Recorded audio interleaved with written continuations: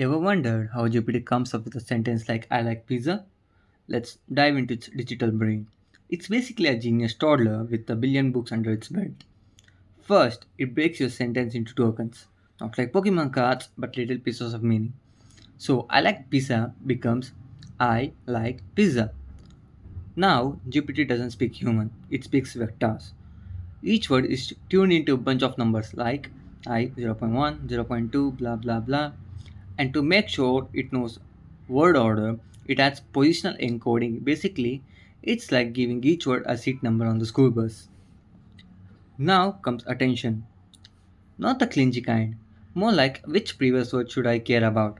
When generating, like GPT looks at I and thinks, what do people usually like after I? I like, eat, or run. After that, it passes the info through a mini neural network. Think of it like grammar autocorrect and emotional fine tuning. It's a part where GPT goes, should this be romantic, sarcastic, or hungry? Now, GPT moves to the next word. It already has I like and is thinking the real hard. What do humans like these days? Pizza comes in strong with 88%. You, only 3% sorry viewers. It runs all these scores through something called softmax. Sounds like laundry detergent, but it's actually math. Softmax, it runs all the scores through something called softmax. Sounds like laundry detergent, but it's actually math.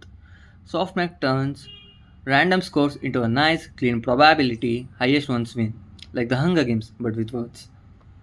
And boom, GPT completes the sentence I like pizza not because it's hungry, but because it knows. Pizza is a universal language. So, next time you chat with AI, it says something clever. Just remember, it's not magic, it's just math, data, and a lot of pizza powered predictions.